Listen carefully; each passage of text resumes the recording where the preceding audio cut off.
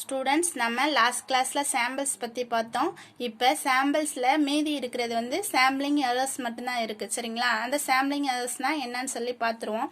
On examining a sample of particular stuff we arrive at a decision of purchasing or rejecting the stuff.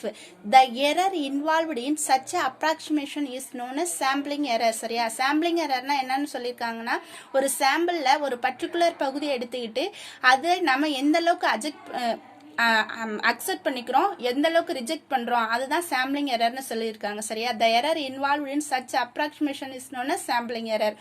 அடுத்து there are two types of sampling errors. அதாவது sampling error வந்து ரெண்டு type இருக்குன்னு சொல்லியிருக்காங்க. Type 1 error வந்து என்னன்னு சொல்லி reject h not when it is true. சரியா? h நாட் வந்து எப்போ ட்ரூவா இருக்கோ அப்போ வந்து h நாட்டை ரிஜெக்ட் பண்ணிடுவோம். அதே h நாட்டுங்கிறது என்னன்னு பார்த்தீங்கன்னா நல் ஹைபோதசிஸ். சரிங்களா? Type 2 error accept h not when it is wrong. இதுதான் டைப் 2 எரர். சரிங்களா?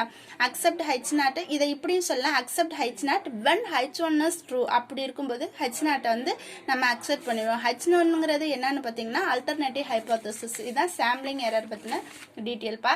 அடுத்து உங்களுக்கு உங்க சிலபஸ்ல மீதி இருக்கிறது என்னன்னு சொல்லி பார்த்தீங்கன்னா classification and tabulation. சரியா? the process of arranging the huge mass of data in a proper way is called classification. சரியா? classification என்னன்னு சொல்லியிருக்காங்கன்னா the process of arranging the huge masses of data.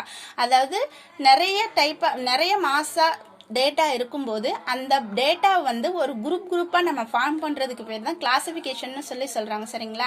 The classification may be defined as, அதாவது அது வந்து நான் ஜெனரலா சொல்லியிருக்கேன். இப்போ ப்ராப்பரா டெஃபினிஷன்னா என்னன்னு பார்ப்போம்.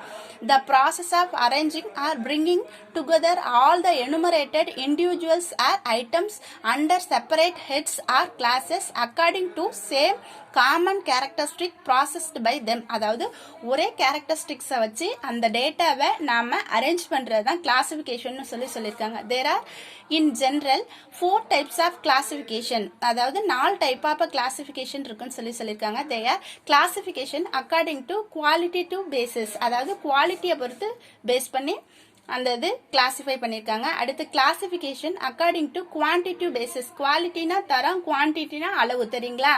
Classification according to chronological basis. சரியா? அந்த காலத்தன்மையை பொறுத்து. சரியா? Classification according to geographical basis. அதாவது அந்த மண் நிலத்தை பொறுத்து கிளாசிஃபை பண்றது. இந்த மாதிரி மண் வளத்தை பொறுத்து இது பண்றது. ஜியாகிராபிக்கல், கிரானாலஜிக்கல் காலத்தை பொறுத்து, ஜியாகிராபிக்கல்னா அந்த மண் வளத்தை பொறுத்து. இந்த மாதிரி பேஸ் பண்ணி 4 டைப்பா வந்து கிளாசிஃபிகேஷனை கிளாசிஃபை பண்ணியிருக்காங்க. என்னன்னா classification according to quality basis, classification according to quantity basis, classification according to chronological basis, classification according to geographical basis. சரியா? இந்த மாதிரி 4 டைப்பா கிளாசிஃபை பண்ணிருக்காங்க. அடுத்து நம்ம குவான்டிட்டிவ் கிளாசிஃபிகேஷன் என்னன்னு பார்க்கலாம். சரிங்களா? if the statistical data collected are numerical facts about the qualities like male, female, employed, Indian, foreigner, etc. the classification of the data is done according to these characters. சரியா? அதாவது the statistical data collected are numerical facts about the qualities like male, female, employed, Indian, foreigner, etc. இந்த மாதிரி அதாவது குவாலிட்டியை base பண்ணி அது வந்து ஆனா பெண்ணா, வேலை செய்யறவங்களா, இந்தியனா, ஃபாரினா, இந்த மாதிரி கிளாசிஃபை பண்றதுக்கு பேர் தான் குவாலிட்டேட்டிவ் பேசிஸ்ன்னு சொல்றாங்க. சரிங்களா? அடுத்து என்ன சொல்லியிருக்காங்கன்னு சொல்லி பார்ப்போம். அடுத்து என்ன சொல்லியிருக்காங்கன்னா இதுக்கு எக்ஸாம்பிள் பார்க்குறோம். Example, as an example, data collected about insured people can be classified according to life insurance, property insurance, accident insurance, etc. This is a quality classification. Quality classification சொல்றாங்க. எக்ஸாம்பிளா என்ன சொல்றாங்கன்னா, ஒரு இன்சூரன்ஸ் கம்பெனில இன்சூரன்ஸ் பண்ணியிருக்கக்கூடிய பீப்புளோட இது வந்து எப்படி இன்சூரன்ஸ் பண்ணியிருக்காங்க, life insurance, property insurance, accident insurance, இந்த மாதிரி இது பண்றது. The classification can be 1-way classification, 2-way classification or manifold classification சொல்லிட்டு 3 வகையா பிரிக்கிறாங்க. Example manifold classification. மணிஃபோல்டு கிளாசிஃபிகேஷன்னா ஒரு யூஎஸ்ஏல example of manifold classification. Manifold கிளாசிஃபிகேஷனுக்கு என்னென்ன ஒரு எக்ஸாம்பிள் பார்ப்போம். யூஎஸ்ஏல இருந்து country, USA, Canada, Australia, Gulf countries, Bombay, Calcutta, Delhi, இதான் வந்து அதில் இருக்க மேலு ஃபிமேலு, மேலு ஃபிமேலு, மேல் ஃபிமேல், இந்த மாதிரி கிளாசிஃபை பண்ணுறது தான் வந்து மனிஃபோல்டு. அதாவது பாம்பேல இருக்கிறவங்களையும்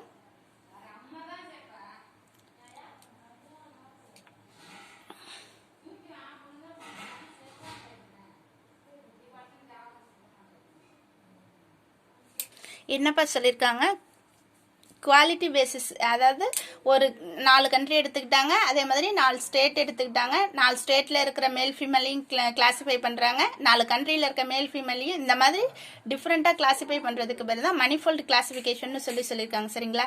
quantity classification, the arrangement of statistical data according to numerical measurements such as age, height, weight, number of members in a family come under quantity classification. அதாவது என்னன்னா ஒரு நியூமெரிக்கல் மெஷர்மெண்ட், அதாவது ஏதாவது ஒரு 10 பர்சனை எடுத்துக்கிட்டு அவங்களோட age, height, weight, number of members in a family come under quantity classification. சரியா? இது எல்லாமே எதில் வரும்னா குவான்டிட்டி கிளாஸிஃபிகேஷனில் வரும். சரிங்களா?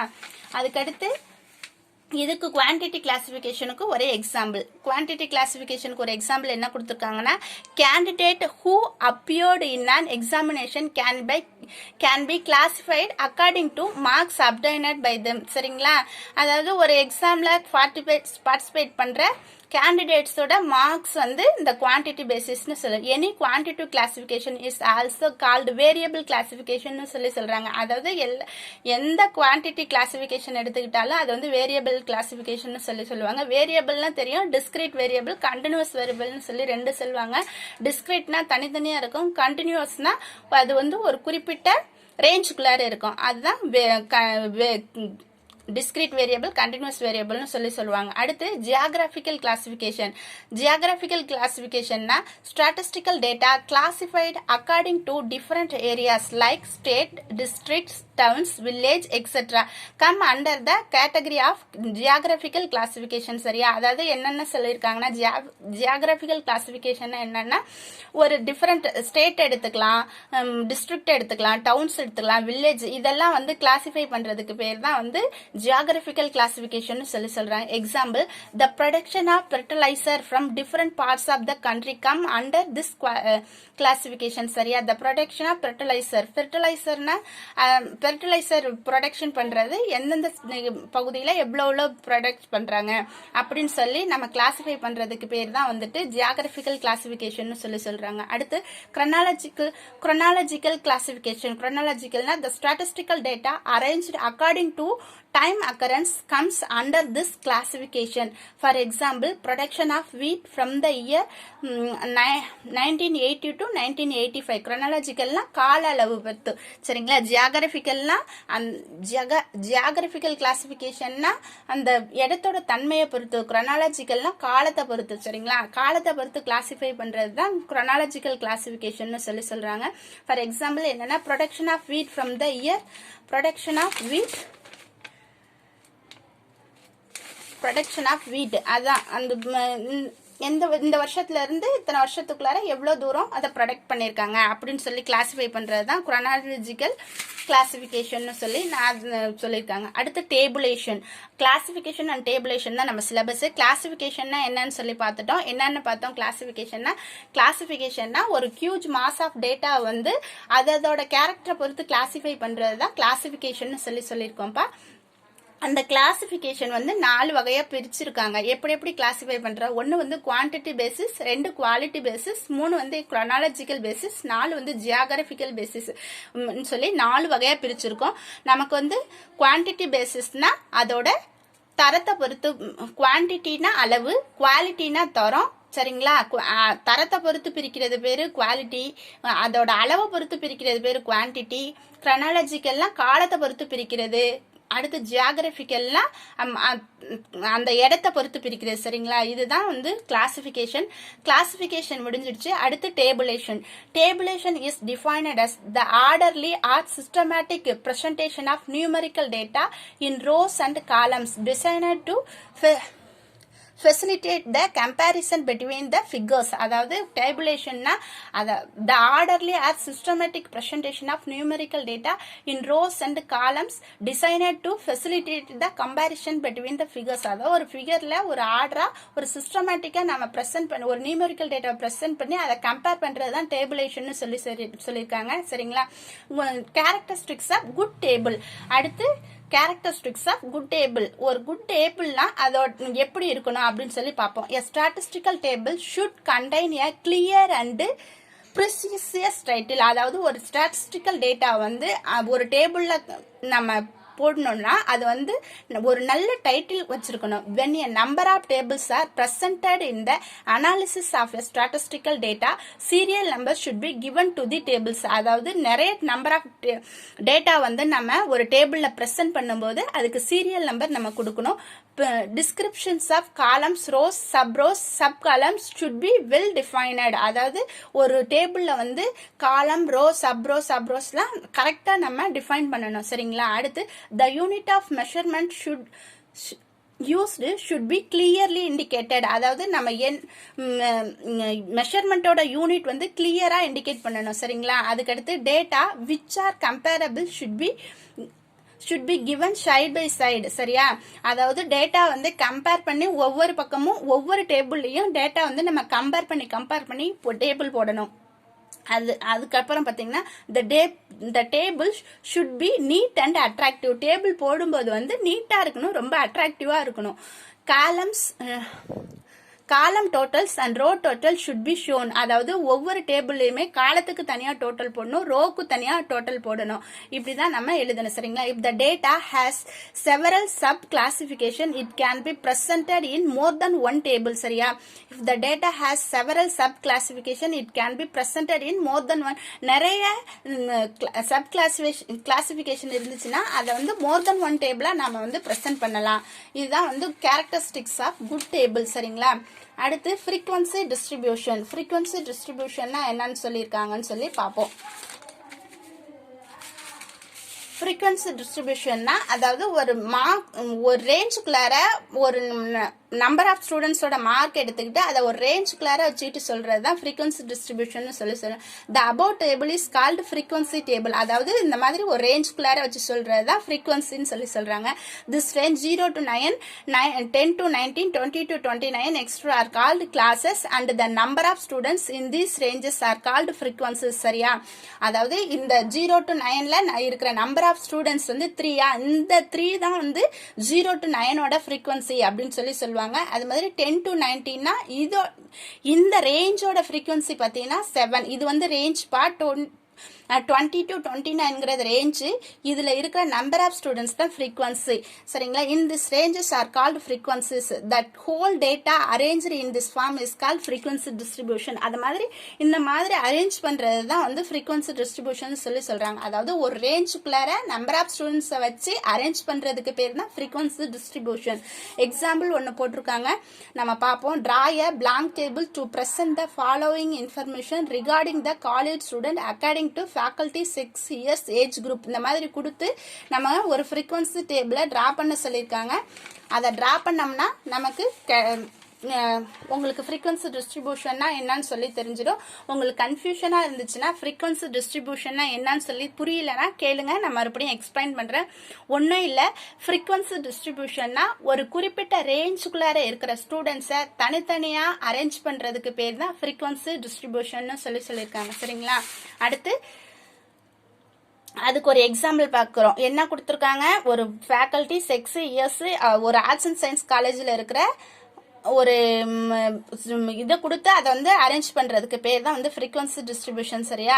அதாவது faculty of students in 1993 and 1994 according to sex and age group. சரியா? faculty என்னன்னு கொடுத்துருக்காங்க? Arts students, science students, commerce students. சரிங்களா?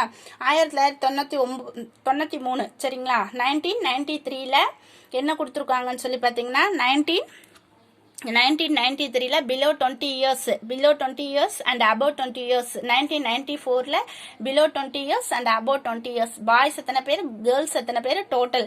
இதுதான் ஒரு blank டேபிள் தான் நம்மள இது பண்ண சொல்லியிருக்காங்க, டிரா பண்ண சொல்லியிருக்காங்க. அந்த கொடுத்துருக்க டேட்டா வச்சு ஒரு blank டேபிளை நம்ம டிரா பண்றோம். சரிங்களா?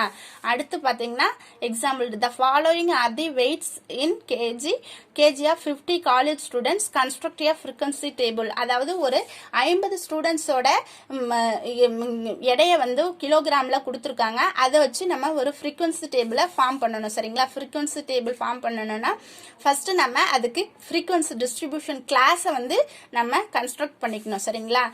சொல்யூஷன் பார்த்தீங்கன்னா என்ன கொடுத்துருக்காங்கன்னா, நமக்கு இங்க கொடுத்துருக்கிறது டேட்டாவிலேயே வந்து லோயஸ்ட் டிஸ்ட்ரிபியூஷன் எது அப்படின்னு சொல்லி பார்க்கணும். லோயஸ்ட் இது கிளாஸ் எதுன்னு சொல்லி பார்த்தீங்கன்னா, உங்களுக்கு வந்து இருக்கிறதுலயே ரொம்ப லோயஸ்டா இருக்கிறது எதுன்னு சொல்லி கண்டுபிடிச்சோம்னா என்னப்பா இருக்கு? லோயஸ்டா 37 தான் இருக்கு. சரிங்களா? ஸோ அந்த மாதிரி 37 to 37 இருக்கு. நம்ம அதை ஒரு ரேஞ்சா பிரிக்கணும்னா 36 to 40, 41 to 45, 46 to 50, 51 to 55, 56 to 60. அதாவது ஹையஸ்டா இருக்கிறது என்னன்னு பாத்தீங்கன்னா, ஹையஸ்டா என்னப்பா இருக்கு? 59 இருக்கு. அதுக்கப்புறம் ஏதாவது ஹையஸ்டா இருக்கா? இல்ல, அந்த 60க்குள்ள முடிச்சுக்கலாம். சரிங்களா? அதனால 37 வந்து லோயஸ்ட், ஹையஸ்ட் வந்து 59 இருக்கு. ஸோ நம்ம அதை வந்து அப்படியே முடிச்சுக்குவோம். சரிங்களா? ஸோ 36 to 60க்குள்ளார நம்ம ஒரு ஃப்ரீக்வன்சி டிஸ்ட்ரிபியூஷனை நம்ம ஃபார்ம் பண்ணணுங்கிறதுங்க. 36 அதை எப்படி நம்ம பிரிக்கிறோம்னா, 36 to 40 ஒரு ரேஞ்ச் ஆகும், 41 to 45 ஒரு ரேஞ்ச் ஆகும், 46 to 50 ஒரு ரேஞ்ச் ஆகும், 51 to 55 ஒரு ரேஞ்ச் ஆகும், 56 to 60 ஒரு ரேஞ்ச் ஆகும் பிரிச்சுக்கிட்டோம். சரியா? இதுல 36 to 40 வரைக்கும் எத்தனை பேர் இருக்காங்க அப்படின்னு சொல்லி பாருங்க. 36ல இருந்து 40 வரைக்கும் 37 ஒன்னா, 38 2ஆ, அப்புறம் 37ஆ, 3ஆ, அப்புறம்ப்பா 39 4ஆ. 3க்கும் 3 டர்லி மார்க்ஸ் போட்டுட்டு 4 வரும்போது இந்த 3 வந்து கிராஸ் பண்ணிக்கணும், 5 தனியா இண்டிகேட் பண்ணணும். சரிங்களா? அதுக்கப்புறமேட்டுக்கு 39 வந்து 4ஆ, அதுக்கப்புறமேட்டுக்குப்பா 40ஆ, 1ஆ, அடுத்து 41 38ஆ, 1ஆ. இந்த மாதிரி தான்ப்பா இண்டிகேட் பண்ணணும் நம்ம. சரிங்களா? இந்த மாதிரி தான் நாம இண்டிகேட் பண்ணி போடணும்.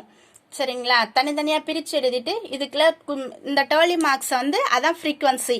36ல இருந்து 40 கிலோ எடையுள்ள மாணவர்களின் எண்ணிக்கை வந்து 8. அது மாதிரி 41 to 45 13, 46 to 50 13, 51 to 55 அந்த ரேஞ்ச்ல வந்து 10 மெம்பர்ஸ் இருக்காங்க, 56 to 60ல வந்து 6 மெம்பர்ஸ் இருக்காங்க. நீங்க வேணா உட்காந்து டர்லி மார்க் போட்டு பாருங்க, புரியலன்னா என்ன கேளுங்க. சரிங்களா?